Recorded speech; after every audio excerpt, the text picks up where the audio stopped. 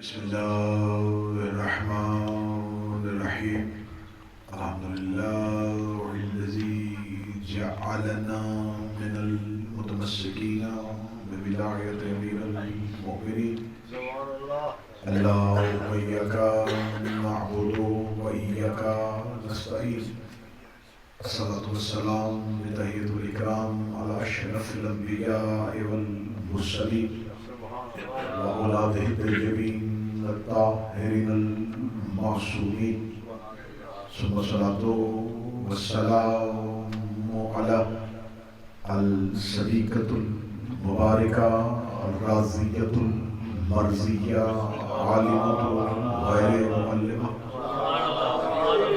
بنت القلم والنون والصدق بين الكاف والنون ودليل إرادة كن فيكون وكتاب المكنون آية الله العظمى وزوجة آية الله الكبرى محافظة النبوة وناشرة ولاية أم الكتاب أم القرآن أم الأنوار أم العائمة أم المعصومين أم العلوم أم الهدى أم الحسن أم الحسين أم المحسن أم العباس وأم أبيها السيدة فاطمة الزهراء اللهم صل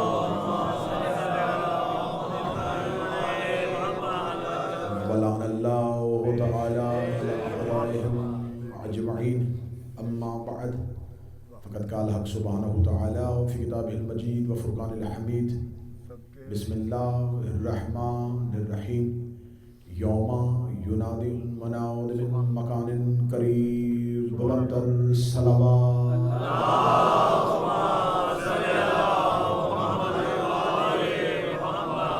دعائے مالکان ذکر بندگان ذکر کا وارثان ذکر کی بارگاہ میں پیش ہونا قبول و منظور فرمائے. آقا زادی اس عبادت کا بہتر سے بہتر اجر عطا فرمائے. ان مجالس کا انتظام و انصرام کرنے والے، ان مجالس میں شریک ہونے والے مومنین و مومنات کے دلوں میں چھپی ہوئی تمام شرعی حاجات جو ان کے حق میں بہتر ہیں، بنت رسول کے حق کا واسطہ وہ اپنی بارگاہ میں قبول و منظور فرمائے. ہمیں ذکر حسین کے ساتھ عرفان حسین عطا فرمائے. ذکر قائم کے ساتھ انتظار قائم نصیب فرمائے. انتظار قائم کے ساتھ دیدار حجت نصیب فرمائے.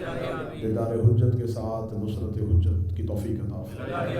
وارث کے ظہور میں تعجیل فرمائے. دعاؤں کی قبولیت کے لیے مل کے ممکن حد تک بلند صلوات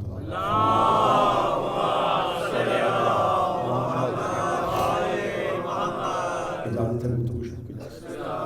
سلسلہ گفتگو آج اپنی تیسری نشست میں داخل ہو رہا ہے اور گفتگو کا موضوع ہے اس آقا کی ذات جس پہ بات بشر تو کر نہیں سکتا، جس پہ گفتگو کرنے کے لیے لہجے کا توحید ہونا ضروری ہے.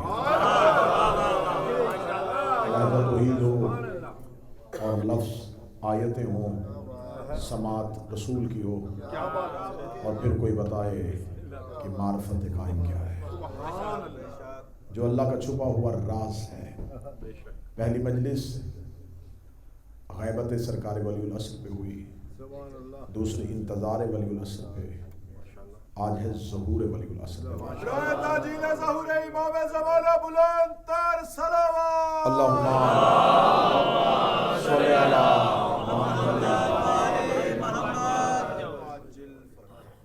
اہل بیت کے ماننے والے شیعہ امامیہ، ان کے اور اسلام کے دیگر فرقوں کے درمیان وجود سرکار امام زمانہ پہ کوئی اختلاف نہیں ہے. سارے ہی مسلمانوں کے فرقے وجود امام مہدی کے قائل ہیں، لیکن ایک جگہ پہ آ کے اختلاف ہے، اور وہ اختلاف یہ ہے کہ ہمارے ہاں یہ ہے کہ وہ دنیا میں آ چکے ہیں، ان کا غیبت صغریٰ کا دور گزرا، اب وہ غیبت کبریٰ کے دور میں ہیں، اور وہ اذن الہی سے دوبارہ ظہور فرمائیں گے. جبکہ دوسرا عقیدہ یہ ہے کہ وہ ابھی پیدا ہوں گے.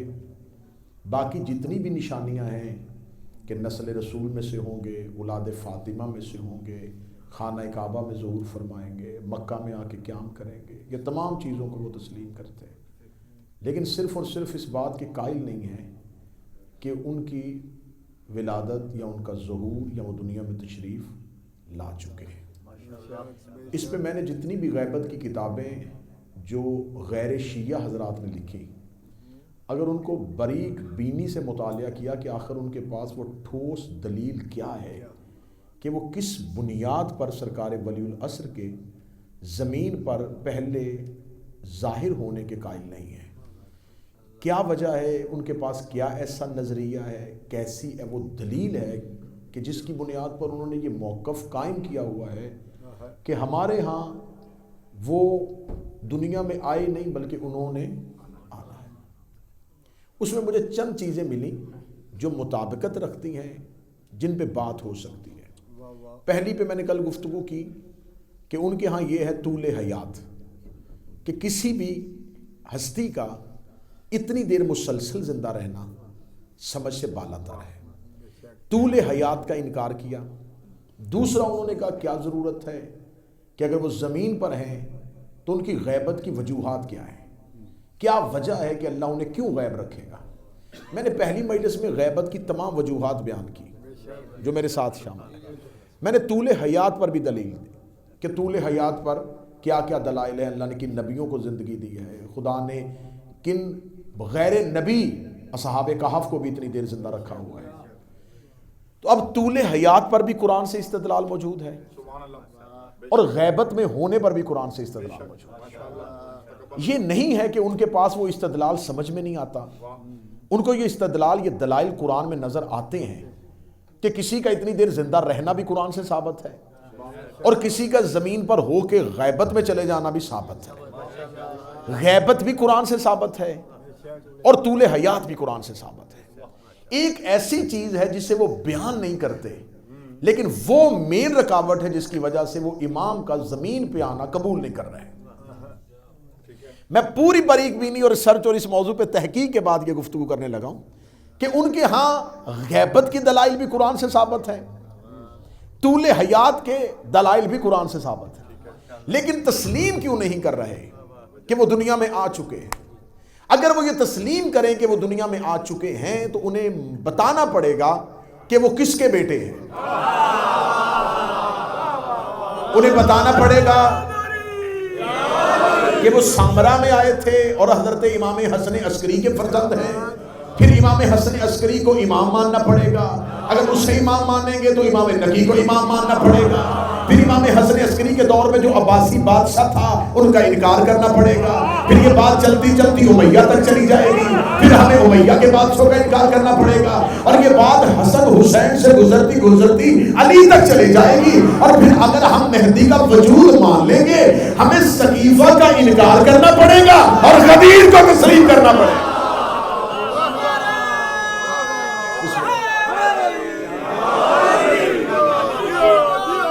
اس سے علی کی بادشاہی ہے، علی عشق الہی ہے، ہر ایک مزاج میں تولا، زبان سے پہلے دل بولا، علی مولا، علی مولا، علی مولا،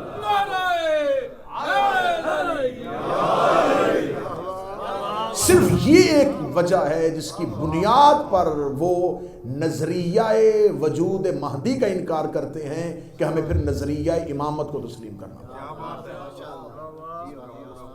ہم یہ تو ثابت کر لیں گے، یہ تو مان لیں گے کہ وہ دنیا میں آئے اور نسل فاطمہ میں سے ہیں، پھر انہیں امام مان لیں گے، لیکن 11 آئمہ کی امامت کو نہیں تسلیم کریں گے۔ لیکن چاہے وہ امام کے آنے سے پہلے انکار کریں تو کریں، لیکن قیام مہدی کے بعد ہر کسی کو غدیر پہ اقرار کرنا پڑے گا۔ اب بات ہوگی آج کی گفتگو میں ظہور پہ، تو میں پہلے بھی کہہ چکا ہوں اور پھر آج دہراتا ہوں کہ ان کا ظہور باقی ہے، حضور ہو چکا ہے، وہ حاضر ہیں، وہ موجود ہیں، لیکن غیبت، بڑا بہترین جملہ ہے، بڑی بہترین سطر، غیبت امام کے چہرے پہ نہیں، دیکھنے والے کی آنکھوں پہ۔ ہائے ہائے ہائے، ہمارے پاس اردو میں لفظوں کی کمی ہے تو ہم کہتے ہیں کہ امام پردے میں ہے، ورنہ وہ پردہ ابھی تک وجود میں نہیں آیا جو امام کو ڈھانپ سکے۔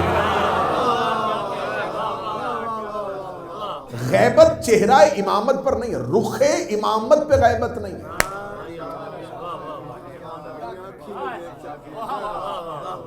غیبت ہماری آنکھوں، جنات، ملائکہ، موکلات اسی دنیا میں رہتے ہیں لیکن ہمیں نظر نہیں آتے۔ رحمت کے فرشتے گھروں میں آتے ہیں، ہمیں نظر نہیں آتے۔ ان کا نظر نہ آنا ان کے نہ ہونے کی دلیل نہیں ہے۔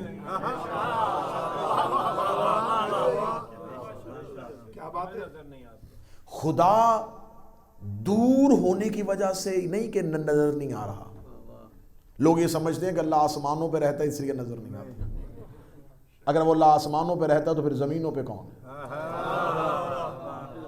اگر اسے آسمانوں پہ مان لیں گے تو اس کا مطلب ہے کہ آسمانوں پہ اسے مقید مان لیں گے، محدود مان لیں گے، کسی جگہ پہ معین مان لیں گے، اور جو کسی ایک جگہ پہ ہو جائے وہ اللہ نہیں رہتا۔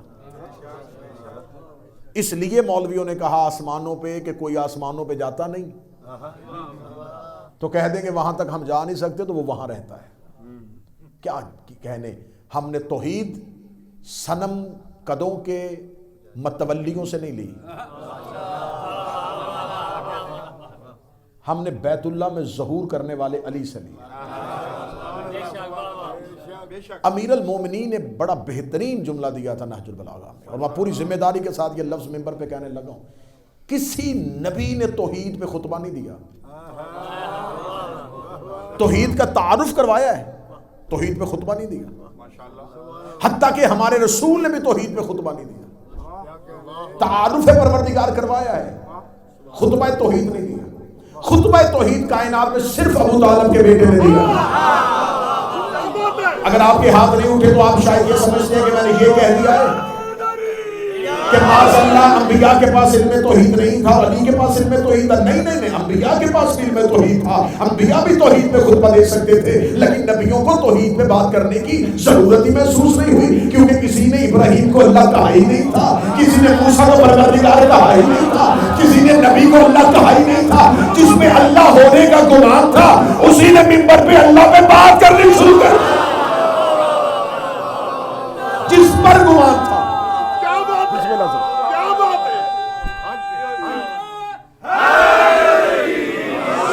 جس پر گمان تھا وہی توحید پہ بات کرو۔ آؤ میں تمہیں بتاؤں کہ میرا اللہ کیسا ہے۔ اللہ کے کیسا ہونے پہ صرف علی نے بات کی ہے، اللہ کیسا ہے یہ بات صرف علی نے کی ہے۔ اور نہج البلاغہ میں میرے مولا علی فرماتے ہیں وہ دور ہونے کی وجہ سے نظر نہیں آ رہا، وہ اتنا قریب ہے کہ نظر نہیں آ رہا۔ ہائے ہائے ہائے، اس کی دوری نے اسے گم نہیں کیا، اس کا کمال قرب اسے چھپائے ہوئے۔ میں بڑا بہترین ایک استعارہ استعمال کرنے لگا، بڑا بہترین اشارہ دینے لگا۔ ہم اپنی آنکھ سے ہر چیز دیکھ سکتے ہیں لیکن آنکھ نہیں، جو بول سکتے وہ ہاتھ اٹھائے۔ علی فرماتے اس کا کمال قرب اس کو چھپائے ہوئے، وہ اتنا قریب ہے کہ اس کے قرب نے اسے پوشیدہ کر دیا۔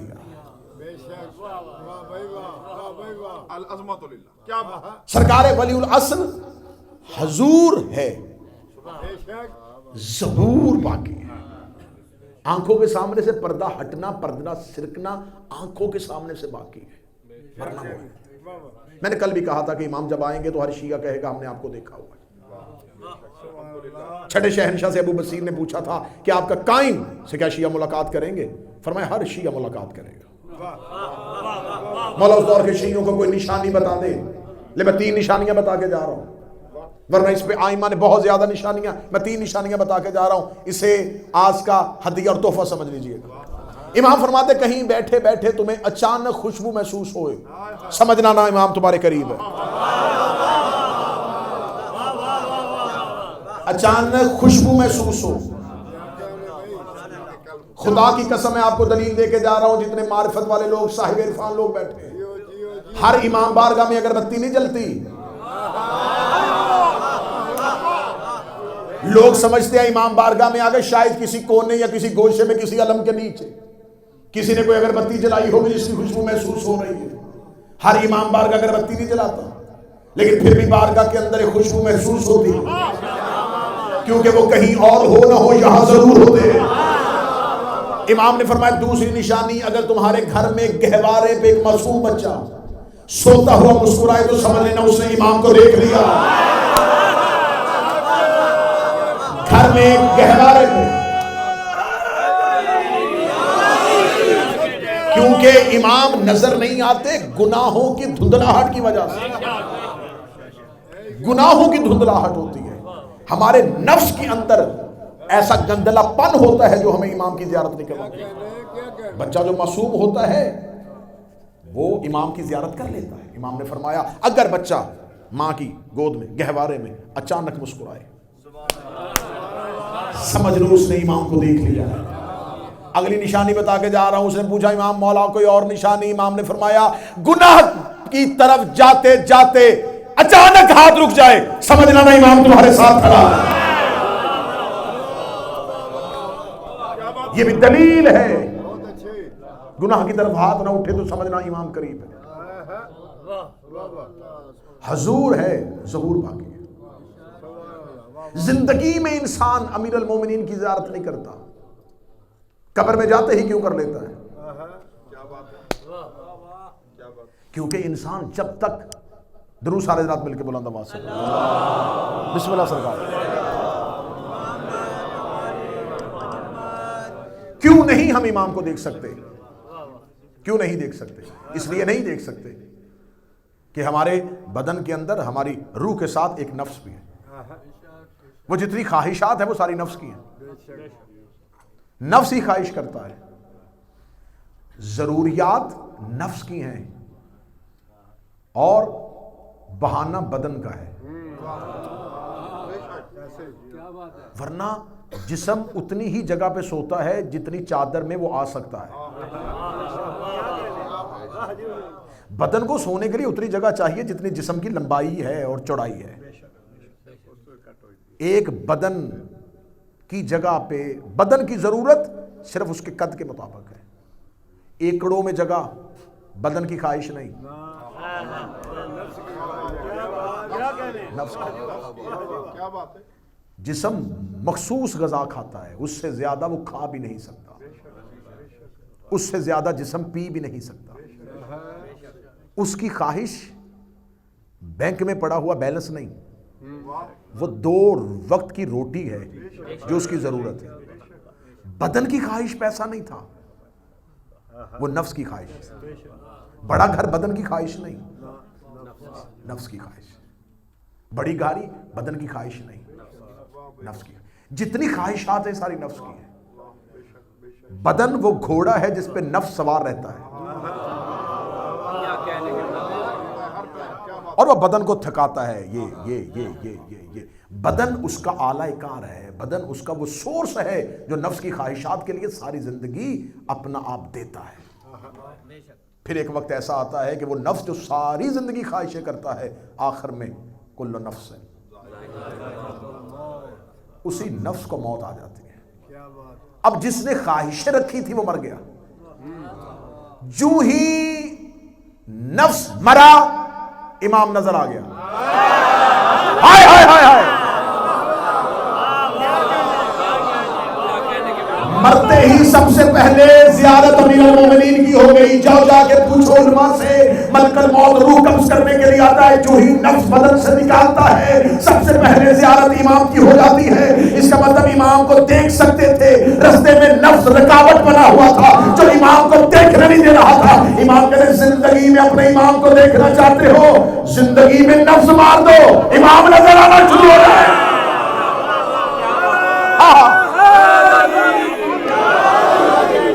دیکھنا چاہتے ہو امام کو، بسم اللہ سرکار، زیارت امام چاہتے ہو تو نفس ختم کرو، خواہشات کے گلے دباؤ۔ خواہشات کے دامن کو محدود کرو، نفس مرتا جائے گا، سکڑتا جائے گا۔ جس نے زندگی میں نفس کو مار دیا، کیا سمجھتے ہیں کہ کوئی بھی ملاقات نہیں کر رہا؟ سید حسن ابتہی نے 2 جلدوں پہ کتاب لکھ دیا ملاقات با امام زمانہ۔ کتنے لوگوں نے سرکار ولی العصر سے ملاقات کر لی؟ اشتراک کرو ان چیزوں کا، اور یقین کرو، میں نے بابا جی جتنے لوگوں نے سرکار ولی العصر سے ملاقات کی ہے، ان کو اگر مشترک چیزیں نکالنی ہیں، ان میں کوئی بھی بہت بڑا زاہد نہیں، زہد کی بنیاد پر ملاقات نہیں ہو رہی، بہت بڑا عالم بھی نہیں، علم کی بنیاد پر بھی نہیں ہو رہی۔ میں تمہیں واقعات نکال کے دے رہا ہوں۔ کوئی دکاندار ہے، کوئی لکڑہارا ہے، کوئی گلی میں جاتا ہوا مزدور ہے، کوئی کساب ہے، جب ان سے مشترکات اکٹھی کی ہیں کہ ان میں کامن چیزیں کون سی ہیں جس کی بنیاد پر ان سب کی امام سے ملاقات ہو رہی ہے، وہ ہے نفس کا خاتمہ۔ یہ اپنی ہر چیز پہ اپنے وقت کے امام کو ترجیح دیتے تھے۔ جس نے اپنے وقت کے امام کو ترجیح دی، اس نے امام کو دیکھنا شروع کیا۔ اب امام کا ظہور ہے ہونا، حضور ہو چکا ہے، وہ زمین پر موجود ہے، وہ نظام کائنات کو چلا رہے ہیں۔ اگر کوئی کہے کہ وہ زمین پر موجود نہیں تو پھر وہ قرآن کی نفی کر رہا ہے۔ سر نہیں ہلائیے گا، زبان ہلائیے گا، میں سرکار ولی العصر کی تلاوت کر رہا ہوں۔ اگر کوئی کہے کہ وہ زمین پر موجود ہے، اس کی قرآنی دلیل، میں قرآن کی دلیل لیتا ہوں، تنزل الملائکۃ والروح فیہا بِإِذْنِ رَبِّهِم مِّن کُلِّ امر، نازل ہوتے ہیں فرشتے، زمین سے اوپر نہیں جاتے، اوپر سے نیچے آتے، امر لینے کے لیے۔ اللہ اوپر رہتا ہے تو یہ نیچے کس سے امر لینے کے لیے آ رہے ہیں؟ ان کا آسمان سے زمین پہ آنا اس بات کی دلیل ہے زمین پہ کوئی اولی امر ہے۔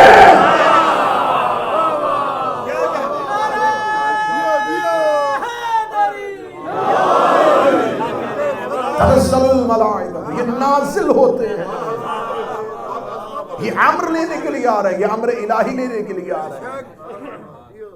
اس کا مطلب ہے ان کا نازل ہونا اس بات کی دلیل ہے کہ وہ الہی نمائندہ زمین پر موجود ہے،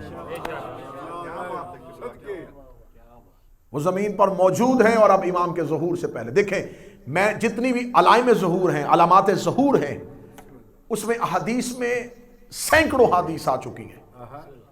میں ان کو 3 حصوں میں تقسیم کر لیتا ہوں۔ مسجدوں میں کیا ہوگا؟ عورتیں مردوں کے مشابہ ہو جائیں گی، خرید و فروخت کس انداز کی ہوگی، ان تمام چیزوں کو اکٹھا کریں تو 3 حصوں میں ان ساری حدیثوں کو آپ 3 بلاکس کے اندر ڈال سکتے ہیں۔ پہلا حصہ کہ مذہب ختم ہو جائے گا۔ اب یہ پہلا ایک آپ ہیڈنگ دے دیں کہ مذہب نہیں رہے گا۔ اب نیچے جتنی بھی آئیں گی کہ غیر مذہب لوگ جن کا مذہب سے کوئی تعلق نہیں ہوگا وہ مذہب کی نمائندگی کریں گے، دین لوگوں کی زبان تک رہ جائے گا۔ پھر جتنی بھی یہ نشانیاں ہیں نا، یہ ساری اسی کھاتے میں ڈالیں گے کہ اب مذہب ختم ہو رہا ہے اور جتنی بھی نشانیاں یہ ادھر آ رہی ہیں، ٹھیک ہے۔ دوسری، زمین پر روز مرہ کی چیزیں جو انسانی ضرورت ہیں اس کا خاتمہ ہو جائے گا۔ اب جتنی بھی حدیثیں آئیں گی کہ زمین پر قحط ہو جائے گا، لوگ بھوکے مر رہے ہوں گے، ایک روٹی کے بدلے لوگ اپنا ایمان بیچنا شروع کر دیں گے، ساری نشانیاں اس کھاتے میں ڈال دیں کہ زمین پر اناج اور پانی کا سلسلہ بند ہو جائے گا۔ تیسرا، امن و امان کا خاتمہ، لا اینڈ آرڈر کا مسئلہ، کثرت کے ساتھ قتل ہونا شروع ہو جائے گا، اتنی بد امنی پھیل جائے گی کہ دنیا کے کسی خطے میں رہنے والا بندہ خود کو محفوظ نہیں تصور کرتا۔ ہر انسان یہ سمجھے گا کہ شاید موت میرے سر پہ کھڑی ہے۔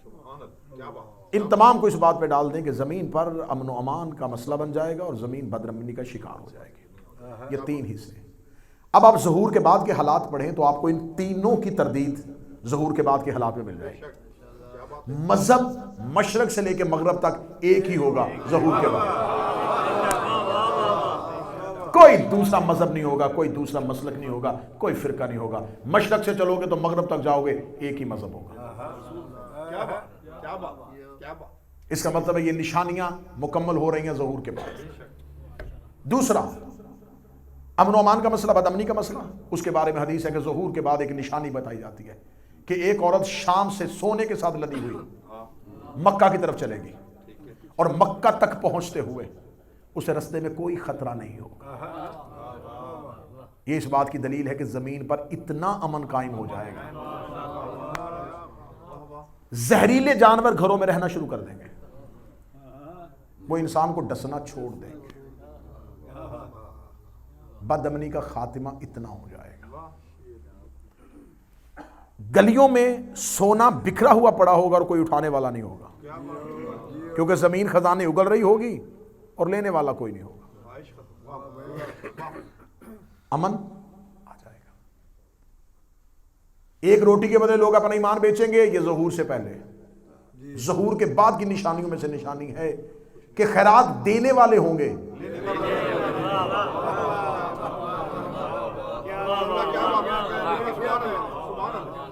لوگ زکات، خم، صدقہ، خیرات اٹھا کے پھر رہے ہوں گے کہ کوئی ہے جو لے، اور کوئی بھی نہیں لے رہا ہوگا. اب ان تمام نشانیوں کو اگر اکٹھا کریں تو اس کے بعد دیکھیں دو طرح کی. اکثر لوگ یہ سمجھتے ہیں آئے دن کسی بھی ملک کی جنگ ہوتی ہے نا تو فوراً سوشل میڈیا پہ شروع ہو جاتا ہے یہ ظہور کا سال ہے، بس یہ ہو گیا نا یہ ظہور ہونا ہے. یہ بات طے شدہ ہے. اس بات کو بہت میں رک کے کروں گا تاکہ آپ بات کو سمجھیں. جتنی علامات احادیث کی کتابوں میں ہیں یہ قرب ظہور کی علامات ہیں، ظہور کی نہیں. کہ جب یہ علامتیں ظاہر ہوں گی تو ظہور قریب ہوگا. اب یہ کتنا قریب ہوگا یہ کوئی نہیں جانتا. اب اس کی قریب کو کیا سمجھے، میں کیا اس کی قریب کو سمجھوں کہ وہ قرآن میں کہہ رہا ہے کہ قیامت قریب ہے. اب اس کے ڈسٹنس کو کون ناپ سکتا ہے کہ وہ قرآن میں کہہ رہا ہے قیامت قریب ہے. چلے میں خطابت کا جملہ یہیں پہ دے دیتا ہوں. اس کا قریب اتنا دور ہے کہ قرآن کب آیا تھا اور اس لمحے سے وہ اللہ کہہ رہا قریب ہے. 1450 سال گزر گئے، لوگوں کی سوچتے ہو قریب ہے، قرآن پڑھتے قریب ہے. اس کا قریب اتنا دور ہے. اور وہ آیت تطہیر میں کہہ رہا ہے ہم نے رجس کو اہل بیت سے دور کیا ہے.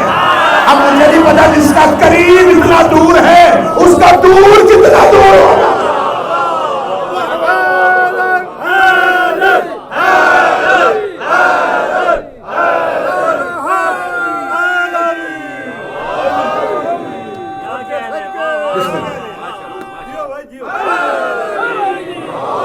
جس کا قریب اتنا دور ہے اس کا دور کتنا دور ہے. جتنی بھی علامات ہیں یہ علامات قرب ظہور کی ہیں، ظہور کی نہیں. اب ان کو علماء نے جنہوں نے غیبت پہ کام کیا ہے، جنہوں نے سرکار ولی العصر پہ بات کی ہے، انہوں نے جتنی بھی ظہور ہیں، علامات ظہور ہیں، انہیں دو حصوں میں تقسیم کیا. ایک ہے حتمی علامات، ایک ہے غیر حتمی علامات. غیر حتمی علامات کی ہو بھی سکتی ہیں، نہیں بھی ہو سکتی، ان کے بارے میں طے نہیں ہے. کچھ حتمی علامات ہیں. سفیانی کا خروج حتمی علامات ہے، یمانی کا خروج حتمی علامات ہے، زمین کا دھنس جانا حتمی علامات ہے، دو گرہن اکٹھے ہونا حتمی علامات ہے. اب میں گفتگو غیر حتمی علامات پہ نہیں کروں گا، میں حتمی علامات پہ بات کر لیتا ہوں. امام کے ظہور سے پہلے جمادی الثانی اور رجب میں اتنی کثرت کے ساتھ بارشیں ہوں گی کہ زمین پر قبروں کے اندر مردوں کی ہڈیوں پہ گوشت آنا شروع ہو جائے گا. کثرت کے ساتھ بارشیں ہوں گی، اتنی کثرت کے ساتھ ہوں گی کہ مردوں کی ہڈیوں کے اوپر دوبارہ گوشت آنا شروع ہو جائے گا. اس سال ایک مہینے میں دو گرہن اکٹھے آئیں گے اور الٹے طریقے سے آئیں گے. جیسے چاند گرہن پہلے اور سورج بعد میں، سورج گرہن پہلے اور چاند بعد میں. پھر جب جمادی الثانی اور رجب گزر جائے گا، مصوف فرماتے ہیں کہ رمضان کی شب قدر کے اعمال کرنے کے بعد اپنے گھروں کے دروازوں کو بند کر لینا. میں امام ششم سے لے کے روایت پڑھوں، امام فرماتے ہیں کہ اپنے بچوں کو شیشے کے قریب نہ بیٹھنے دینا، ایک زوردار دھماکہ ہوگا۔ یہ کب کی بات ہو رہی ہے؟ شب قدر کی۔ مشرق سے ایک آگ نکلے گی جسے مغرب میں بیٹھے ہوئے لوگ دیکھیں گے۔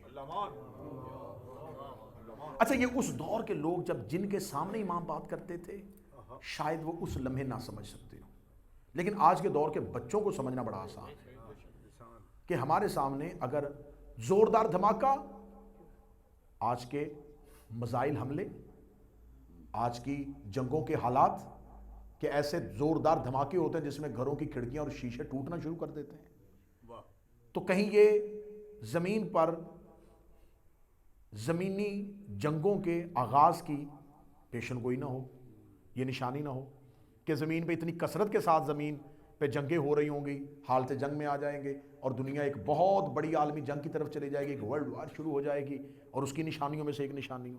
اس دور کے لوگ شاید نہ سمجھ سکتے ہوں، لیکن آج ہمیں سمجھنا آسان ہے۔ مشرق سے آگ نکلے گی، مغرب میں بیٹھے ہوئے لوگ دیکھیں گے۔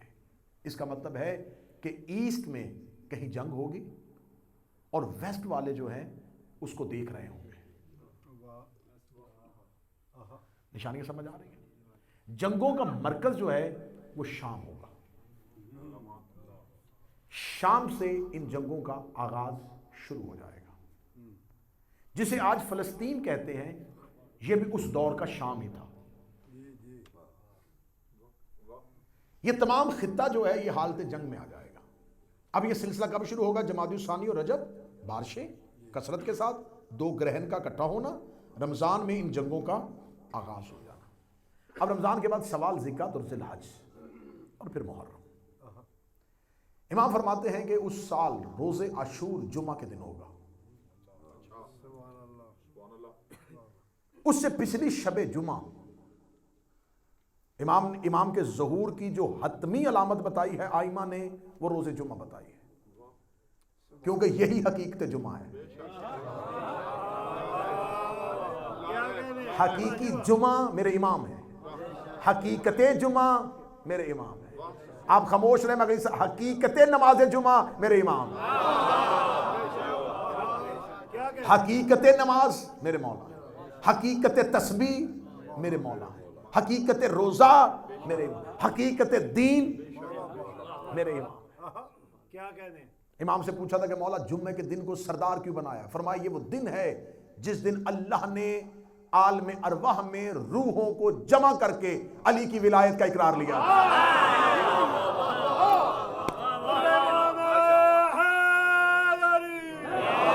یہ وہ دن ہے جس دن اللہ نے عالم ارواح میں روحوں کو جمع کیا تھا اور علی کی ولایت کا اقرار۔ مولا ممبر کوفہ میں بیٹھے تقریر کر رہے تھے، سامنے صحابہ بیٹھے سن رہے تھے، ایک شخص کی طرف علی دیکھ نہیں رہے تھے، وہ بار بار اپنا چہرہ علی کی طرف کرے، علی اس کی طرف دیکھ نہیں رہے تھے۔ اس نے ایک بار اٹھا، اس نے کہا اے امیر المومنین میں آپ کا شیعہ ہوں، آپ میری طرف دیکھ نہیں رہے۔ علی نے چہرہ پھیر دیا، وہ ادھر آ کے بیٹھا، اس نے کہا یا امیر المومنین میں آپ کا محب ہوں، آپ مجھے دیکھ نہیں رہے۔ علی نے چہرہ ادھر پھیر لیا، تیسری دفعہ سامنے آ کر یا امیر المومنین میں بار بار آپ کو مخاطب کر رہا ہوں، میں آپ کا شیعہ ہوں، آپ مجھے دیکھ کیوں نہیں رہے؟ فرمایا حق کے امام کے سامنے جھوٹ بولتا ہے، تجھے شرم نہیں آتی؟ اس کا میں کہہ رہا ہوں میں آپ کا شیعہ ہوں۔ فرمایا تو 1000 دفعہ کہے، تیری روح نے وہاں تو میری ولایت کا اقرار کیا ہی نہیں۔ تو 1000 دفعہ کہے، تو 1000 دفعہ کہے، جب تیری روح نے وہاں میری ولایت کا اقرار نہیں کیا، تو کیسے کہہ سکتا ہے تو میرا محب ہے؟ 8ویں شہنشاہ کی بارگاہ میں ایک شخص آیا تھا، مولا میرے اوپر ایک قرض ہے، آپ قرض ادا کر دیں، میں آپ کا شیعہ ہو جاؤں گا۔ فرمایا کتنا؟ فرمایا 300 درہم۔ فرمایا اٹھا 300 درہم قرض اتار، شیعہ نہ ہونا۔ اس نے کہا مرضی سے ہو رہا ہوں۔ فرمایا مرضی سے کیسے ہو سکتا ہے؟ تیری روح نے تو ہماری ولایت کا اقرار کیا ہی نہیں۔ امام کا یہ فرمان ثابت کر رہا ہے کہ بندے مرضی سے شیعہ نہیں ہوتے، اور یہ ڈرامے اب بند ہو جانے چاہیے کہ میں نے اتنے بندے شیعہ کر دیے، میں نے اتنے بندے شیعہ کر دیے۔ بندے مولوی شیعہ نہیں کرتے، وہاں نام لکھے ہوئے ہیں۔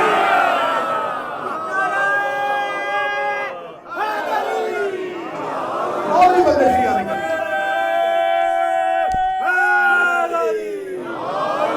جو میں الست وہاں پر روحوں نے اقرار کر لیا۔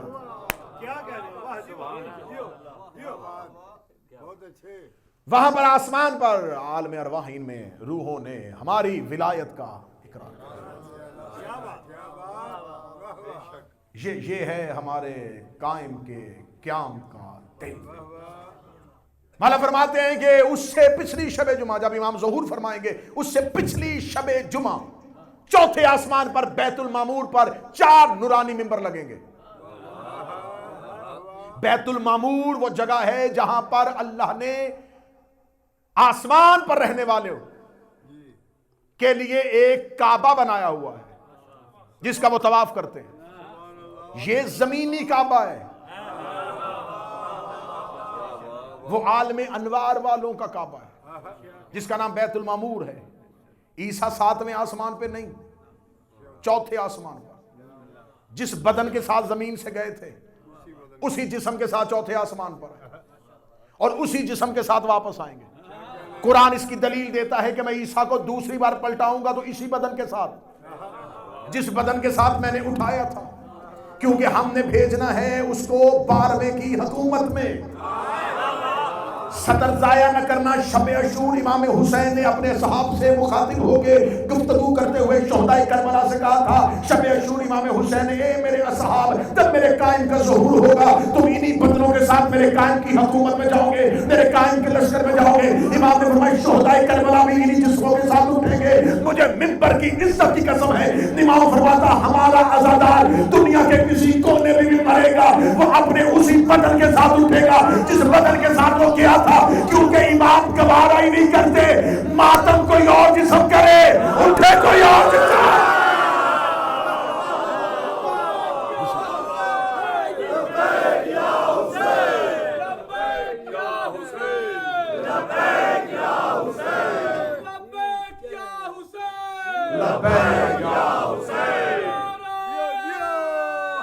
بسم اللہ۔ کیونکہ تمہارے ہاتھ تمہارے گواہ ہیں، تمہارے سینے تمہارے گواہ ہیں، تمہاری پشت تمہاری گواہ ہے۔ انہی جسموں کے ساتھ اٹھایا جائے گا، کیونکہ تمہارا بدن تمہارا جسم نہیں، تمہارا گواہ ہے۔ سینے میں ماتم کا نشان تمہاری عزاداری کی گواہی دے گا، پشت پہ زنجیر کا نشان تمہارے عزادار ہونے کی گواہی دے گا، تمہارا بدن تمہارا گواہ بنے گا۔ فرمایا آخری شب جمعہ جب امام ظہور فرمائیں گے اس سے پچھلی شب جمعہ بیت المعمور میں 4 نورانی ممبر لگیں گے۔ اس ایک میں رسالت ماں بیٹھے ہوں گے، ایک میں امیر المومنین بیٹھے ہوں گے، ایک میں حسن بیٹھے ہوں گے، ایک میں حسین بیٹھے ہوں گے۔ اوصیاء اور آئمہ کی انوار نے ان ممبروں کو گھیرے میں لیا ہوگا، یا ان 4 نورانی ممبروں پہ رسالت ماں اپنا صحاب نامی امامہ اپنے سر سے اتاریں گے، بس سجا والی زلفیں کھل کے نبی کے کاندھے پہ آئیں گی، یا نبی اپنے ہاتھوں کو عرش الہی کی طرف بڑھائیں گے اور بڑھا کے سورہ نور کی اس آیت کی تلاوت کریں گے، بسم اللہ الرحمن الرحیم، وعد اللہ الذین آمنوا منکم وعملوا الصالحات لیستخلفنہم فی الارض۔ اے میرے اللہ اس وعدے کو پورا کر جو تو نے ہمارے ساتھ کیا تھا کہ تو زمین پر ہمیں خلافت دے گا۔ ابھی محمد مصطفیٰ کے ہاتھ اٹھے ہوں گے، یہ سارے نبیوں کے ہاتھ اٹھ جائیں گے، سارے اوصیاء کے ہاتھ اٹھ جائیں گے، ہر کوئی کہے گا میرے اللہ اپنے وعدے کو پورا کر، میرے اللہ اپنے وعدے کو پورا کر، میرے اللہ اپنے وعدے کو پورا کر۔ یہ پردہ توحید سرکے گا، آواز آئے گی وعدہ پورا ہو گیا، میں مہدی ظہور کر رہا، وعدہ پروردگار پورا ہوا، مجھے اذن ظہور مل گیا۔ امام ظہور فرمائیں گے، یا آسمان پہ جبرائیل آ کے اپنے پروں کو پھیلائے گا، ایک مشرق میں اور ایک مغرب میں، اور پہلی آواز دے گا حق علی اور علی کے شیعوں کے ساتھ ہے۔ جال حق کا وزن حق لباطل لباطل کا ظہور، حق آ گیا، باطل مٹ گیا، بے شک باطل مٹنے کے لیے تھا۔ اور قرآن کہتا ہے یوم ینادی المنادی من مکان قریب، سننا اس آواز کو جب ایک منادی ندا دے گا قریب والے مکان سے۔ آیت ہے قرآن میں، مستمعو، سننا، کان لگا کے غور سے سننا، یوم اس دن، ینادی ندا دے گا، المنادی ایک منادی، من مکان قریب، قریب والے مکان سے، ہم اردو زبان میں مکان گھر کو کہتے ہیں، عربی میں مکان جگہ کو کہتے ہیں۔ کسی قریب والی جگہ سے وہ آواز دے گا۔ یہ آواز کہاں سے آئے گی؟ آواز آئے گی مکہ سے، سرکار ولی العصر کی آواز آئے گی، ندا دی جائے گی۔ ہر ایک رہنے والا ایسے سمجھے گا جیسے یہ آواز میرے ساتھ والے گھر سے آ رہی ہے۔ لوگ اپنے اپنے گھروں کا دروازہ کھولیں گے، ہمسایہ کہے گا تیرے گھر سے آواز آ رہی ہے، وہ کہے گا اذان کی آواز تیرے گھر سے آ رہی ہے۔ یہ آواز ولی العصر کی ہوگی۔ غیبت کی کتابیں اور حدیث کی کتابیں معصومین فرماتے ہیں کہ ہر ایک امام کا ماننے والا اپنے گھروں سے امام کی آواز کی جانب دوڑے گا۔ جب وہ امام کی جانب دوڑ رہے ہوں گے، کوئی چونٹی کی چال چلے گا، کوئی گھوڑے کی چال چلے گا، کوئی تیز رفتاری کے ساتھ چلے گا، کوئی بجلی کی تیزی کے ساتھ چلے گا، کوئی ہوا کے دوش میں چلے گا۔ سامنے بیٹھے سلمان و ابو ذر اٹھے، اس نے کہا مولا اگر سارے ہی چاہنے والے ہوں گے تو کوئی چونٹی کی آواز کیوں، کوئی چونٹی کی چال کیوں چلے گا، کوئی گھوڑے کی چال کیوں چلے گا، کوئی بجلی کی چال کیوں چلے گا؟ اگر سارے چاہنے والے ہیں یہ ایک رفتار میں کیوں نہیں چلیں گے؟ آوازیں اسی رفتار میں جائیں گے جتنا دل میں علی ہوگا،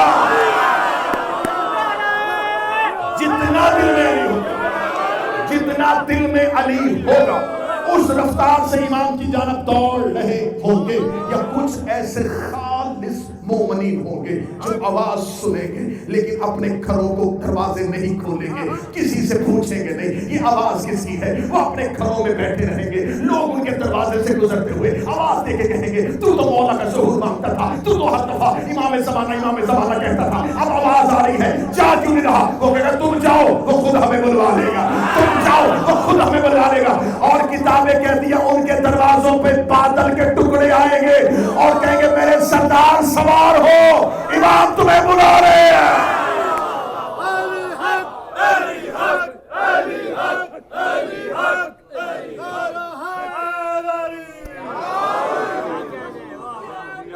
بسم اللہ۔ اور جو ظہور سے پہلے دنیا سے جا چکے ہوں وہ قبروں میں ہوں گے، ان کی قبروں میں بادل کے ٹکڑے آئیں گے۔ اس بارگاہ میں پڑی ہوئی ہر زیارت کی قسم کھا کے کہہ رہا ہوں، اگلے 2 دن چاہو گے میں حوالہ دکھانے کے لیے تیار ہوں۔ جب ان کی قبروں پہ ہر ایک بادل کے ٹکڑے کے ساتھ ایک فرشتہ آئے گا اور ان کی قبر پہ آگے جو سلام کرے گا، وہ سلام میں اتنی زیارتوں کی قسم کھا کے کہہ رہا ہوں، وہ قبر میں آ کے، قبر میں کون ہے؟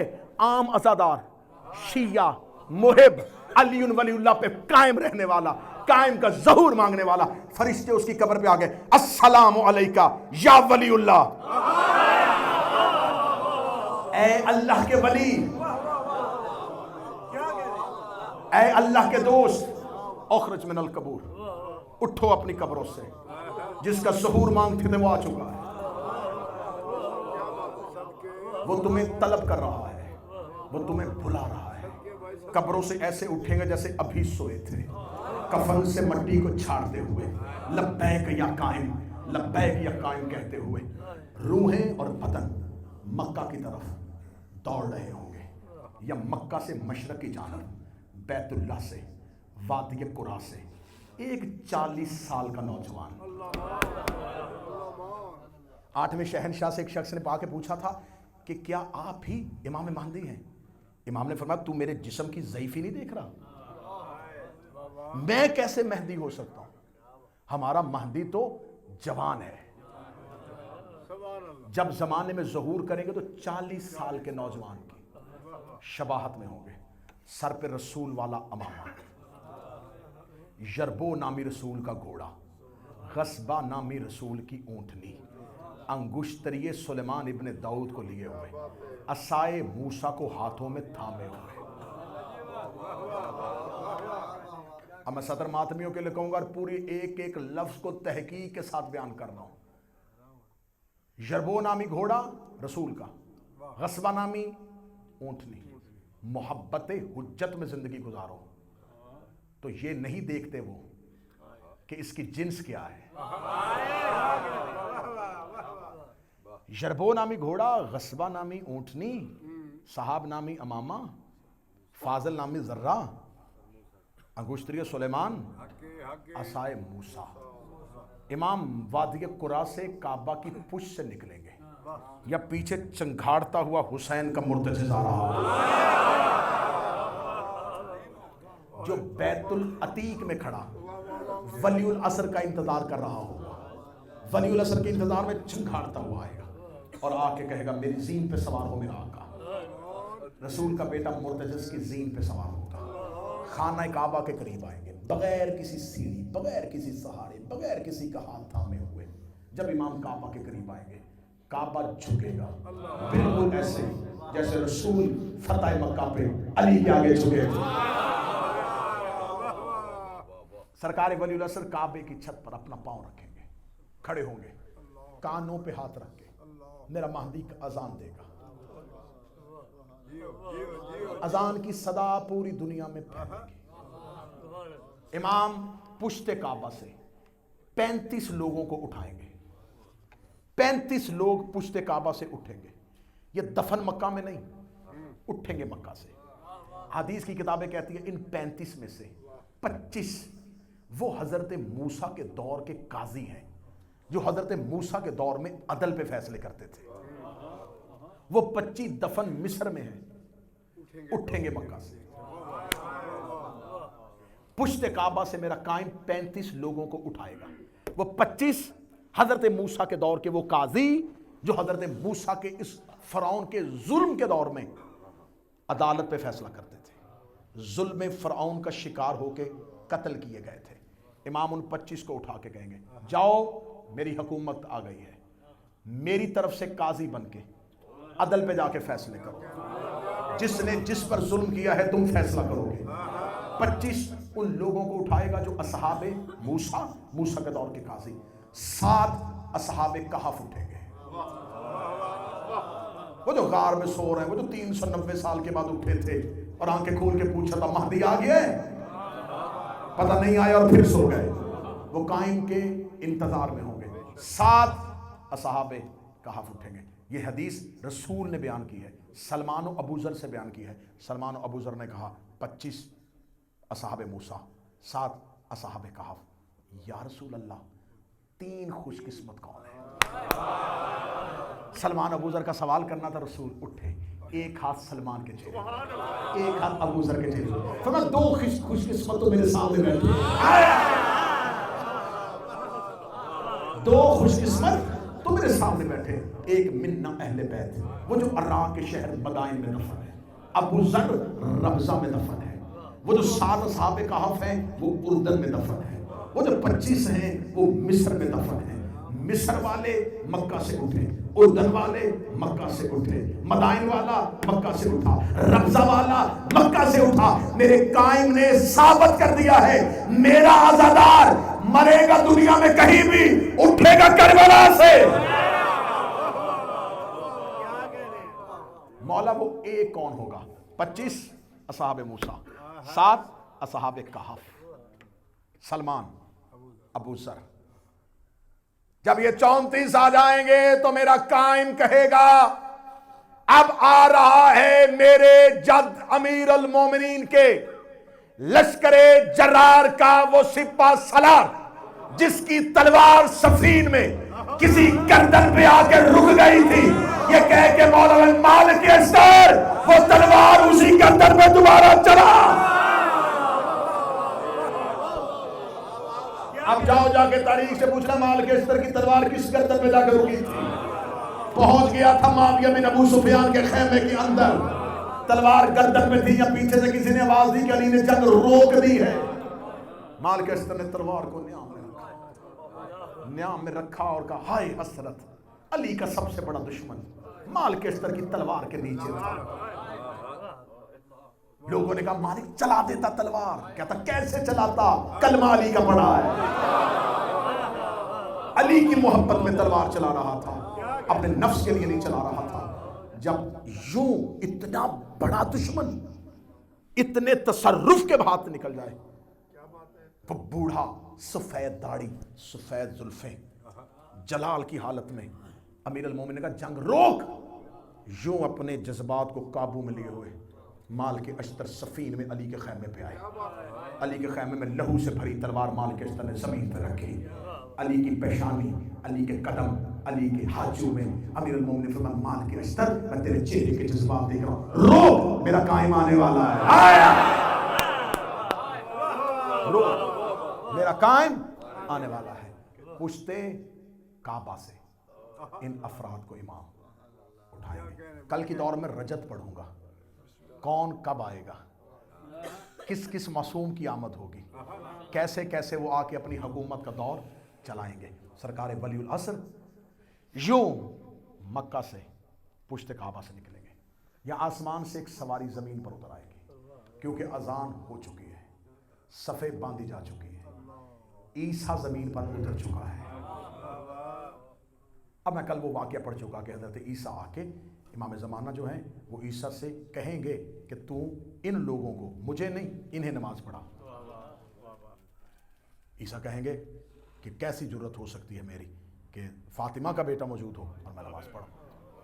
امام مصلی پہ آئیں گے، نماز کی امامت کروائیں گے، نماز کی امامت تمام ہو جائے گی۔ امام وہیں پہ مکہ میں اپنا گورنر نافذ کرنے کے بعد مدینہ کی طرف جا رہے ہوں گے، رستے میں خبر ہوگی کہ امام کے قائم کردہ گورنر کو قتل کر دیا گیا ہے۔ امام دوبارہ واپس آئیں گے، واپس آ کے پھر مکہ میں ایک دفعہ پھر قیام کریں گے۔ قیام کرنے کے بعد مکہ میں وہ لشکر دجال کے لوگ جو مکہ سے سفیانی کے انتظار میں کھڑے ہوں گے۔ سید حسنی خراسان سے آئے گا، یمانی یمن سے نکلے گا، سفیانی کا شام سے خروج ہوگا۔ نفس زکیہ کا قتل رکن اور مقام کے درمیان ہو جائے گا۔ اچھا، جب میں نے غیبت کی کتابوں میں خراسان، اچھا خراسان پرانا نام، افغانستان کو بھی خراسان کہتے ہیں، آج کے ایران کو بھی خراسان کہتے ہیں، لیکن جب میں نے اس نشانی کو غور سے پڑھا تو اس میں یہ ہے کہ خراسان سے جو آئے گا نا لشکر، ان کے ہاتھوں میں سیاہ پرچم ہوں گے۔ میں نے پھر اس کے بعد دنیا میں جتنے ممالک ہیں ان کے تمام کے پرچم دیکھے کہ کسی کا پرچم ایسا ہو جو سارا ہی سیاہ ہو، تاکہ پتہ چلے یہ کسی ملک کی فوج آ رہی ہے۔ تو ایران کے پرچم میں سیاہی نہیں، افغانستان کے پرچم میں بھی سیاہی نہیں، اور لشکر خراسان سے آ رہا ہے، اور آ بھی عاشورہ کے دن رہا ہے۔ اب مجھے نہیں پتا یہ نشانی مجھے یہاں پڑھنی تھی کہ نہیں پڑھنی تھی، پھر مجھے پتا چل گیا یہ کسی ملک کی فوج نہیں آ رہی، حسین کے ماتمی جلوس آ رہے ہوئے۔ جہاں جہاں ماتمی جلوس برآمد ہو چکا ہوگا، جب پتا چلے گا امام آ گئے، جلوسوں کا رخ مکہ کی طرف ہو جائیں گے، امام کی طرف چلنا شروع ہو جائیں گے۔ رکن و مقام کے درمیان نفس زکیہ کا قتل ہو جائے گا۔ امام مکہ میں قیام کریں گے، قیام کرنے کے بعد امام اپنا رخ کریں گے مدینہ کی طرف، مدینہ سے جا کے امام اپنے انتقام کا آغاز کریں گے۔ اب یہاں سے کچھ لوگوں کو قبروں سے نکالیں گے۔ میں پوری ذمہ داری کے ساتھ پڑھ رہا ہوں، ریکارڈ ہو رہی ہے مجلس۔ مدینہ میں امام صرف قبروں میں سے کچھ مردوں کو نکال کے قتل نہیں کریں گے، ایک عورت کو بھی قتل کریں گے۔ اس عورت پہ الزام علی کی دشمنی کی وجہ سے نہیں کریں گے، اس کے اوپر ایک اور الزام ہے، وہ الزام بہت بڑا ہے جو تاریخ نے چھپایا ہوا ہے۔ رسالت مآب کی زوجہ جناب ماریہ قبطیہ، ان کے ہاں جب حضرت ابراہیم کی ولادت ہوئی تھی تو رسول کے گھر سے ایک عورت نے جناب ماریہ قبطیہ پہ یہ الزام لگایا تھا کہ یہ بیٹا رسول کا نہیں ہے، اور اسلام یہ کہتا ہے کہ پاک دامن عورت پر تہمت لگانا کبائر گناہوں میں سے ہے، کبیرہ گناہوں میں سے ہے۔ ماریہ قبطیہ نے آ کے روتے ہوئے رسالت مآب سے کہا تھا، یا رسول اللہ میرے پاک دامنی پہ ایک عورت کی طرف سے تہمت لگی ہے۔ امام فرمایا ماریہ خاموش ہو جا، تیری اس تہمت کا جواب میرا آخری بیٹا دے گا۔ امام قبروں سے نکالیں گے، قبروں سے نکال کے مدینہ سے اپنے انتقام کا آغاز کر دیں گے۔ بیت اللہ کو گرایا جائے گا۔ جب خانہ کعبہ کو امام گرائیں گے، امام کے لشکر میں لوگ کہیں گے یہ امام ہے، ہم سے غلطی ہو گئی، ہم نے تو سمجھا تھا یہ مہدی ہے، اس نے تو کعبہ کو گرا دیا۔ امام فرمائیں گے ان کی گردنوں پہ تلوار رکھو، ان کو میرے لشکر سے نکالو، علیحدہ کر کے ان کی گردنیں مارو۔ کیوں؟ امام کے ہوتے ہوئے اینٹوں کے مکان کا احترام کر رہے ہیں۔ یہ وجہ احترام ہے امام کی وجہ سے. حکمت کیا ہے کہ خانہ کعبہ کی بنیادیں وہاں پہ نہیں ہیں جہاں پہ ابراہیم نے رکھی تھی. مولا خانہ کعبہ کی تعمیر وہاں سے شروع کریں گے جہاں سے حضرت ابراہیم نے دیواروں کو رکھا. مسجد نبوی کو گرائیں گے کیونکہ مسجد نبوی بھی اپنے مقام پہ نہیں ہے. حجر اسود کو دوبارہ نصب کریں گے. رکن اور مقام کی حدود کا دوبارہ تعین کریں گے. تعین کرنے کے بعد مکہ اور مدینہ سے امام، مکہ میں امام کی حکومت قائم ہو چکی ہوگی، مدینہ سے انتقام کا آغاز ہو چکا ہوگا. اب امام کی طرف سے حکم ہوگا کہ زمین سے ہر مظلوم کو اٹھایا جائے تاکہ وہ ہر ظالم سے بدلہ لے. ہر مقتول کو اٹھایا جائے تاکہ وہ اپنے قاتل سے بدلہ لے. کیونکہ اللہ کا حکم ہے کہ قصاص زمین پر ہوگا، معاشر میں نہیں. زمین پر اللہ کے نمائندے کا حکومت کرنا کیوں ضروری ہوتا ہے؟ تاکہ وہ زمین پر عدل قائم کرے، وہ مظلوم کو اس کا حق دلوائے، ظالم کو سزا دے. رسول کے بعد حکومت غیر شرعی ہو گئی، غیر اسلامی ہو گئی. امام کو حکومت صرف امیر المومنین کا دور تھا.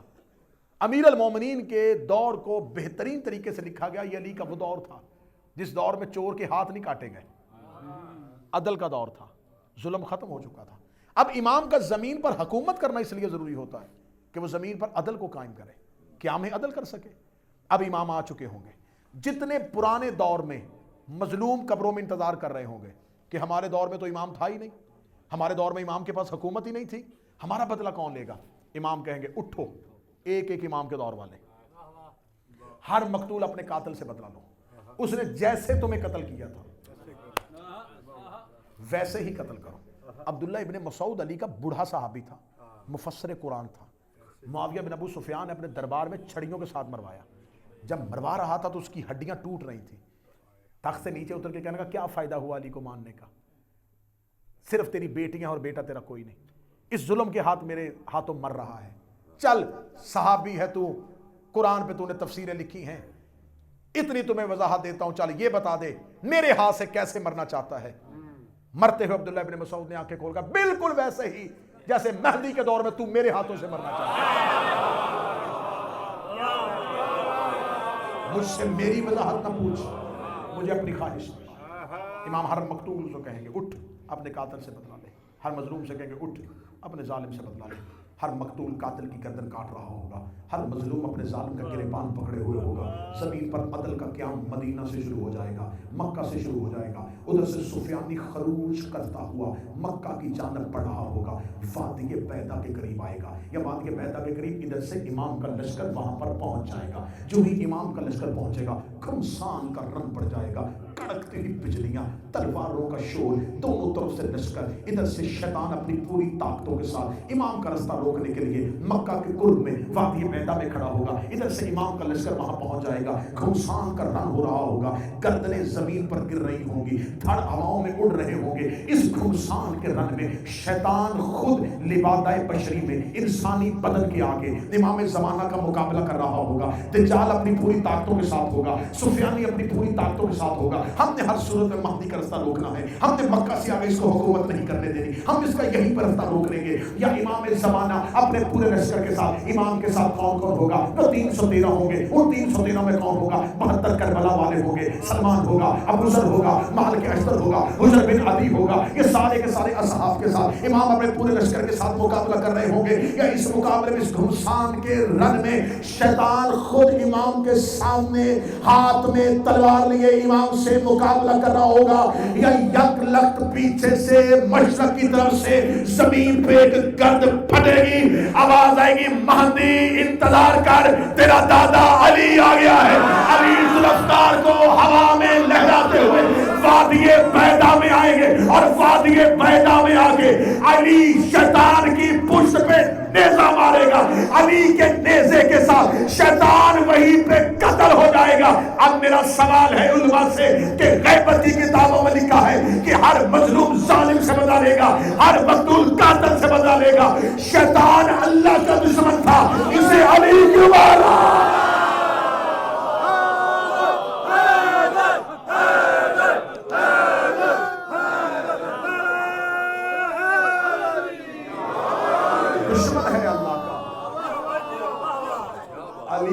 مظہر پروردگار، علی ہے قوت پروردگار۔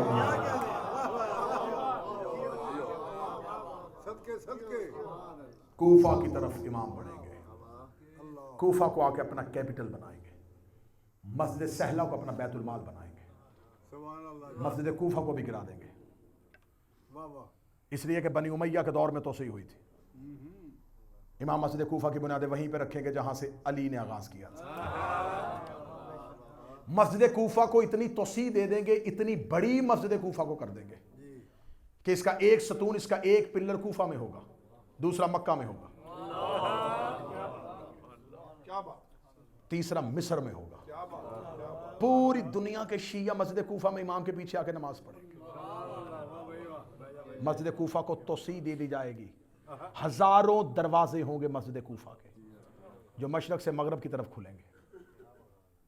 مسجد کوفہ میں آ کے امام قیام کریں گے اور یہیں سے کل گفتگو کریں گے کہ پہلی رجت کس کی ہوگی، امام کے دور میں پہلی حکومت کس کی قائم ہوگی۔ رجت کو قرآن سے ثابت کریں گے۔ دوبارہ زمین پر اسلامی حکومت کا قیام کیا قرآن سے ثابت ہے؟ جسے لوگ قیامت کہتے ہیں، اس سے پہلے مذہب جعفریہ میں رجت پر یقین رکھنا ضروریات مذہب میں سے ہے۔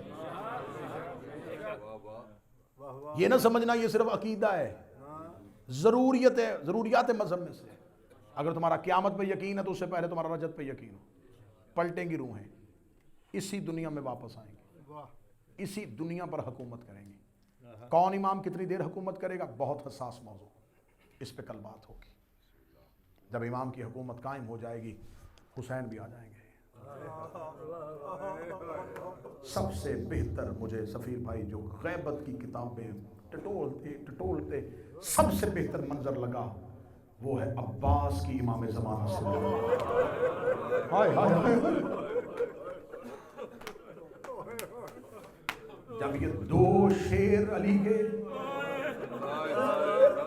ایک دوسرے کے سامنے آئیں گے، تاریخ کہتی ہے کہ پتہ نہیں چلے گا ان میں زیادہ زخمی اندر سے کون۔ عباس کہہ رہا ہوگا مہدی میں نے تیرا بڑا انتظار کیا ہے۔ سرکار ولی الاسر سرکار عباس کا ہاتھ پکڑیں گے، وہ بازو جس شانے سے کٹا تھا اسی شانے پہ آگے میرا مہدی پہلا بوسہ دے گا۔ بوسہ دیکھے گا اب میرا ظہور ہو گیا ہے، مجھے صرف اتنا بتا دربار میں حسین کے سر کا نام کس نے لیا تھا، مجھے بتا اصغر کے گلے پہ تیر کس نے چلایا تھا۔ کیا وہ وقت ہوگا، کیا وہ دور ہوگا جب عباس بتا رہے ہوں گے مہدی یہ تیری دادی کا مجرم ہے، یہ تیرے باپ وہ جس نے بڑے صبر کیے اس کے آگے سید الصابرین کھڑا ہوگا، تو صبر کے پہاڑ ایک دوسرے کے سامنے۔ بڑا صبر کیا عباس نے۔ جب شام میں سر عباس آیا، ایک چہرہ شناس تھا جس نے عباس کی آنکھوں کو دیکھا، کہنے لگا ہر کوئی ظلم سے مارا گیا، یہ حسرت میں مارا گیا۔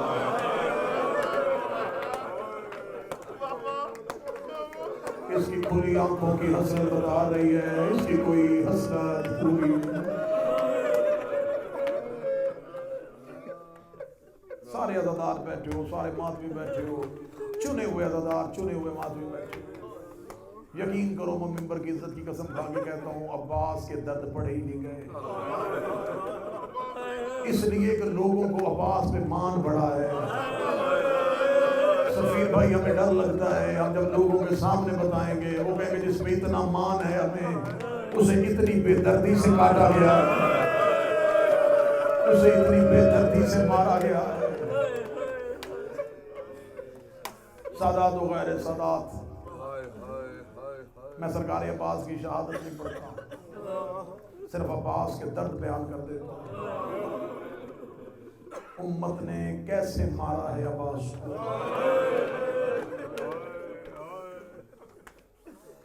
کس طریقے سے بدلہ لیا ہے عباس، مدینہ سے لے کے کربلا تک حسین عباس کی پناہ میں تھے۔ ایک عرب کا شاعر ہے، اس نے امام حسین کے حرم میں جا کے ایک سلام پڑھا، سلام کے اندر اس کے ایک شعر آ گیا، شعر اس سے لکھا گیا تھا، جو ہی حسین کے حرم میں شعر پڑھنے لگا ڈر گیا، وہ شعر چھوڑ دیا، اگلا شعر پڑھ دیا۔ شعر یہ تھا کہ حسین کربلا میں عباس کی پناہ میں تھا۔ شعر چھوڑ کے گھر آ گیا، رات و خواب میں حسین کی زیارت ہوئی۔ حسین کی آواز آئی، میں تیری شفاعت نہیں کروں گا، تو نے میری قبر پہ وہ شعر کیوں نہیں پڑھا؟ کہتا مولا صاحب نے تیری زری پہ نظر پڑی، جلالت سے ڈر گیا تھا، کہاں حسین کہاں عباس؟ رو کے کہنے لگا تو صرف اسی بات پہ ڈر گیا کہ حسین کیسے عباس کی پناہ میں تھا؟ میری بہنیں عباس کی پناہ میں تھی، میری بیٹیاں عباس کی پناہ میں تھی، میرے بیٹے عباس کی پناہ میں تھے، ساری کربلا عباس کی پناہ میں تھی۔ ساری کربلا کو عباس پہ مانتا، ساری کربلا کو عباس کی پناہ تھی۔ میرا مولا تمہیں کربلا لے جائے، فرات کے کنارے پہ جب عباس کی لاش گری ہے نا، میں پیر رخسار شاہ جی کسی نوحہ خان کے نوحے کی صدر نہیں، علی کی بیٹی کے نوحے کی صدر پڑھنے لگا۔ شام غریباں زینب نے پہلا نوحہ عباس کی لاش سے پڑھا تھا، اس نوحے کی میں 2 سطریں پڑھتا ہوں۔ بی بی نے آ کے لاشائے عباس میں کہا تھا، عباس وہ آنکھیں جو تیرے خوف سے جاگتی تھی آج سو گئی۔ شاید میں نہیں پڑھ سکا، کسی مادری کا دھیان نہیں تھا، بے بسی ایک زینب کی، غربت ایک زینب کی، رو کے کہتی عباس وہ آنکھیں جو تیرے خوف سے جاگتی تھی آج سو گئی، اور وہ آنکھیں جو تیرے مان پہ سوتی تھی آج جاگ گئی۔ عباس اب زینب نہیں سوئے گی، اب سکینہ نہیں سوئے گی۔ عباس آج تک تیرے قاتل جاگتے رہے کہ عباس زندہ ہے، تیری بہنیں سوتی رہی کہ عباس زندہ ہے۔ آج تیرے قاتل سو گئے کہ عباس مر گیا، تیری بہنیں جاگ گئی کہ عباس چلا گیا۔ میں نے خود اسی یوکے میں مرزا محمد عطر صاحب خطیب اکبر، ان کی زبان سے یہ جملہ سنا تھا، اللہ جملے کا ثواب کی بلا کی روح قبول۔ انہوں نے کہا جب عباس اجازت لینے کے لیے آئے نا تو امام حسین نے عباس کے نیام سے تلوار لے لی۔ مولا عباس کی آواز ہے، مولا تلوار کیوں لی؟ فرمایا وعدہ پانی لانے کا ہے، لڑنے کا نہیں۔ عباس یہ کہتے وعدہ ہے پانی لاؤں گا لیکن تلوار پاس ہو، سپاہی کے پاس اسلحہ ہو، فوجوں پہ روب رہتا ہے۔ مولا حسین دیکھ کے کہتے پھر وعدہ کر، تو لڑے گا نہیں۔ عباس کہتا مولا دفاع کروں گا، لڑوں گا نہیں۔ عباس تو صرف فرات میں جائے گا، لشکر کی طرف نہیں جائے گا۔ عباس جو فرات کے رستے میں تجھ پہ حملہ کرے اپنی جان کی حفاظت کے لیے تلوار نکالنا۔ عباس ان شامیوں پہ حملہ نہ کرنا، جب کرے ان شامیوں پہ حملہ نہ کرنا۔ عباس زمین پہ بیٹھ گیا، روکے گا مجھے حملہ کیوں نہیں کرنے دیتے؟ حسین یہ کہتے مارنا چاہتا ہی نہیں، لڑنا چاہتا ہے، لے تلوار پہ جھگ لے گا، لیکن اتنا یاد رکھنا لڑائی کرتے ہوئے جتنا تو نے انہیں مارنا ہے اتنا انہوں نے شام میں زینب کو مارنا ہے، جتنا تو نے انہیں دوڑانا ہے اتنا انہوں نے گھوڑوں کی آگے سکینہ کو دوڑانا ہے۔ عباس میری سکینہ بڑی چھوٹی ہے، تیری سکینہ سے تیری تلوار کے بدلے دیے۔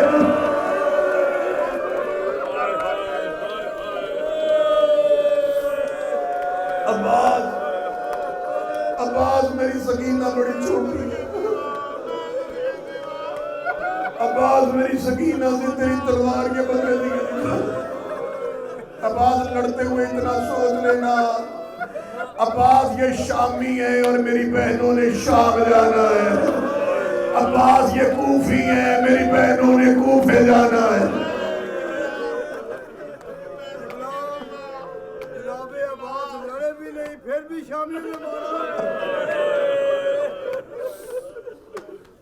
سادات و غیر سادات جب آئی تھی نا شہزادی معصومہ اجازت لینے کے لیے، میں منبر پہ مجرب ترین عمل بتا کے جانا، زندگی میں کوئی خواہش کوئی دعا پوری نہ ہوتی ہو، بیٹی لے کے علم عباس پہ چلا جانا، خود پیچھے کھڑے ہو جانا، بیٹی عباس کے علم میں بھیج دینا، خود پیچھے کھڑے ہو کے کہنا مولا عباس میں بیٹی سفارش بنا کے لے کے آیا۔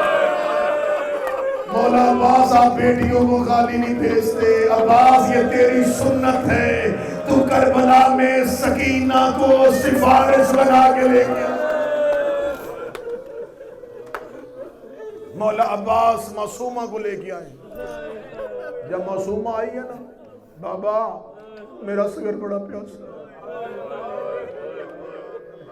بابا مجھ سے میرا صغر دیکھا نہیں جاتا۔ مولا حسین کی آواز ہے سکینہ کیا چاہتی ہے؟ بابا چچا پانی لے آئے، فرمایا سکینہ مشکیزہ لا، سکینہ خیمے میں خشک مشکیزہ لینے چلی۔ حسین رو کے کہتے ہیں عباس جا رہا ہے؟ مولا عباس کی آوازیں جا رہا ہوں، غریب کی آوازیں جانے سے پہلے مجھے اتنا بتا میں بہنیں لے کے کہاں جاؤں، میں بیٹیاں لے کے کہاں جاؤں؟ عباس تیرے سہارے پہ مدینے سے چلے، عباس تو بھی مجھے چھوڑ کے جا رہا ہے، عباس میں بہنیں لے کے کہاں جاؤں، عباس میں بیٹیاں لے کے کہاں جاؤں، عباس میں زینب تیرے سہارے لے کے آیا، عباس تیرے سہارے زینب آئی تھی۔ اچھا عباس اللہ کے حوالے، میں پوری ذمہ داری کے ساتھ کہہ رہا ہوں، مولا حسین نے پوری کربلا کی جنگ عباس کی آنکھوں سے دیکھی، کسی کو میدان میں جاتا نہ حسین نے دیکھا نہ لڑتا دیکھا۔ حسین ٹیلے پہ بیٹھ جاتے، عباس ٹیلے پہ کھڑے ہو جاتے، حسین زمین پہ بیٹھ کے صرف عباس کو دیکھتے رہتے۔ عباس بتاتے مولا قاسم نے حملہ کر دیا ہے، مولا اتنے لوگ مار دیے، مولا قاسم بڑی بہادری سے لڑ رہا ہے۔ حسین نے پوری کربلا عباس کی آنکھوں سے دیکھی، عباس نے بتایا کہ اون کیسے لڑا، عباس نے بتایا محمد کیسے لڑا، عباس نے بتایا قاسم کیسے لڑا، عباس نے پوری جنگ اپنی آنکھوں سے دیکھ کے حسین کو سنائی ہے۔ آج خود عباس جا رہا تھا، حسین زمین پہ بیٹھے تھے، رو کے کہتے مجھے کون بتائے گا تو کیسے جا رہا ہے، مجھے کون بتائے گا تو کیسے لڑ رہا ہے۔ اب اللہ جانے کسی کے سینے میں پتھر نہیں ہے تو بندہ ماتم کرے گا۔ حسین نے غربت کی آواز بلند کی، سکینہ فاطمہ بن کے اٹھ کے کھڑی ہوئی، رو کے کہتی بابا تو نہ رو، تیری سکینہ بھی زندہ ہے۔ سکینہ ٹیلے پہ چلی گئی، حسین زمین پہ بیٹھ گئے، عباس کا گھوڑا فرات کی جانب چلا، سکینہ دیکھ رہی بابا میرے چچا کا گھوڑا فرات کی جانب جا رہا ہے، بابا وہ دیکھ فوجوں نے رستہ دینا شروع کر دیا، بابا وہ دیکھ لشکر میرے چچا سے ڈر گئے ہیں، بابا وہ دیکھ میرے چچا کا گھوڑا فرات پہ چلا گیا، بابا وہ دیکھ عباس نے اپنا گھوڑا فرات پہ ڈال دیا۔ حسین سکینہ کو دیکھتے رہے، سکینہ دیکھ رہی بابا میرے چچا نے مشکیزہ پانی کا بھر لیا ہے، بابا میرا چچا فرات سے گھوڑا لے کے نکل رہا ہے۔ حسین کہتے رہے مرحبا عباس، مرحبا عباس، مرحبا عباس، مرحبا عباس۔ بولتی ہوئی سکینہ نے ایک دفعہ اپنی ایڑیوں کو اٹھایا، رو کے کہتی بابا مجھے چچا نظر نہیں آ رہا، چاروں طرف سے فوجوں نے تیرا عباس گھیر لیا ہے۔ حسین کی آواز ہے اِنَّ لِلَّهِ، سکینہ کی آواز ہے بابا میرے چچا کا دایاں بازو کٹ گیا ہے۔ حسین زمین پہ گر گئے، سکینہ کی آواز ہے بابا میرے چچا کا بایاں بازو کٹ گیا ہے۔ حسین بائیں طرف گرے، ابھی سکینہ دیکھ رہی تھی، حسین نے کمر پہ ہاتھ رکھے، سکینہ کی آنکھوں پہ ہاتھ رکھا، روک کے اب تو نہ دیکھ، اب میں تجھے بتاتا ہوں میرا عباس گھوڑے سے گر گیا، میرا عباس گھوڑے سے گر گیا۔ حسین کا بدن کانپا، آواز آئی سکینہ اب تو خیمے جا، میں جانوں میرا عباس جانے، میں جانوں میرا علموں والا غازی جانے۔ میں نے 2020 میں نے کربلا معلّہ میں مولا عباس کے حرم کے سامنے محرم پڑھا تھا. میں ذری کی قسم کھا کے کہتا ہوں، میں مقتل کے ذمہ دار عالم دین جس نے 70 کتابیں مقتل کی اپنے ہاتھوں سے لکھی ہیں، میں ان کے پاس گیا، میں نے کہا میں نے عباس کی شہادت پڑھنی ہے، میں کربلا میں عباس کے حرم کے سامنے غازی کا گرنا پڑھوں گا. مجھے مقتل سے وہ روایت دکھا جو پوری کی پوری روایتیں صحیح ہو. انہوں نے کتابیں اٹھانی شروع کی. انہوں نے کہا پہلے تو بتا بر صغیر والے کیا پڑھتے ہیں؟ میں نے کہا ہم پڑھتے ہیں عباس کے بازو کٹے تھے اور عباس گھوڑے سے گر گیا تھا. اس نے ایک مقتل کی کتاب اٹھائی، میری آنکھوں کے سامنے کر کے کہا تم بر صغیر والے کیا جانو؟ عباس کے صرف بازو نہیں کٹے، انہوں نے حسین کے آنے سے پہلے عباس کے پاؤں کاٹے. عباس